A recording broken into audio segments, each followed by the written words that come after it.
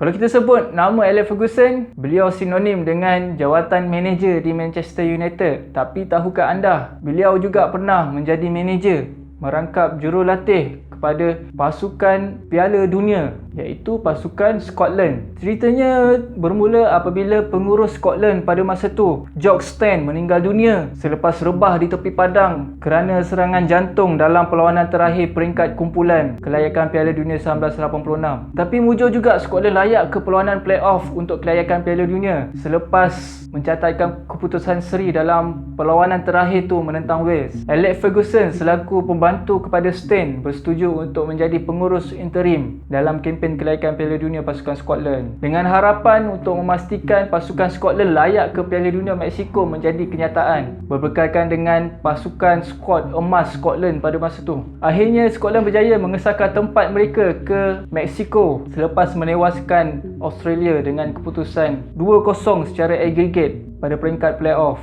Tapi cabaran Ferguson dalam pengurusan pasukan Scotland ni sebenarnya baru bermula. Liga Perdana Scotland berhadapan dengan jadual yang padat, menyebabkan beberapa pemain diorang keletihan di akhir musim. Jadi berlaku pertikaian politik di antara Scotland FA dengan kelab-kelab di Liga Scotland mengenai pemain yang akan mewakili Scotland dalam perlawanan persahabatan. Antaranya pasukan Celtic menghalang 3 player diorang untuk menyertai kem latihan Ferguson khusus untuk perlawanan persahabatan menentang pasukan Belanda. Sebabnya kalau melepaskan player ni terpaksa menghadapi 4 perlawanan dalam tempoh seminggu. So Ferguson secara terbuka mengamuk dengan birokrasi yang terpaksa beliau hadapi, dan keputusan perlawanan persahabatan menentang Belanda tu berkesudahan dengan keputusan 0-0. Dan selepas perlawanan tu Ferguson menyatakan yang beliau tak nak lagi dah sambung menjadi pengurus pasukan Scotland. Jadi dalam Piala Dunia 1986 di Mexico, Scotland diundi dalam kumpulan maut. Bersama-sama pasukan Scotland adalah semi-finalis Euro 1984 iaitu Denmark. Dikatakan skuad Denmark 1986 ni merupakan skuad terbaik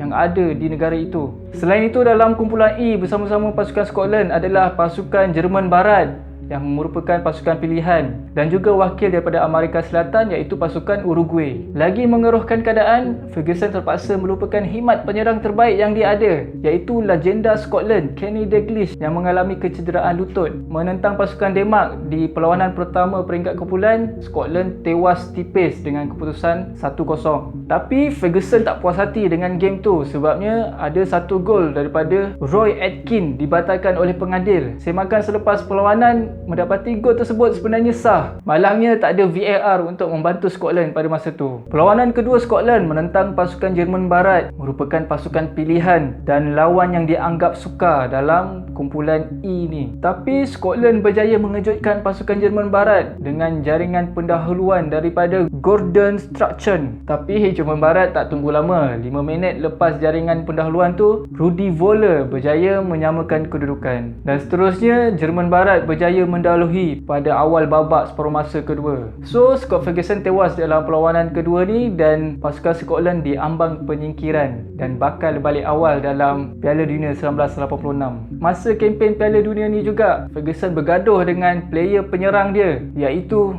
Frank McAvennie. Akibatnya Frank McAvennie ni tidak diturunkan dalam sebarang perlawanan di Piala Dunia Mexico ni, walaupun dia memegang status sebagai penjaring kedua terbanyak di EPL bersama dengan pasukan West Ham. Perlawanan terakhir menentang pasukan Uruguay berkesudahan dengan keputusan seri 0 sama. Tapi sebenarnya Uruguay ni beraksi dengan 10 player je seawal minit pertama perlawanan, selepas Jorge Batista dilayangkan kad merah kerana melakukan kekasaran. Perlawanan tersebut dianggap perlawanan paling kotor dalam Piala Dunia, sebabnya pemain Uruguay secara terang-terangan melakukan kekasaran. Kesudahannya Scotland tersingkir juga dalam Piala Dunia di Mexico ni. Agak malang jugalah, sebabnya skuad Scotland pada masa ni dikatakan antara skuad emas diorang dan antara yang terbaik yang pernah diorang hasilkan. Jadi seperti yang dirancang oleh Alex Ferguson, beliau tak nak jadi pengurus pasukan tetap untuk pasukan Scotland. Dan selepas Piala Dunia 1986 tu, Alex Ferguson tak pernah lagi mengurus sebarang pasukan negara. Tapi pengalaman tu dah cukup untuk beliau membina legasi di Manchester United pula selepas tu.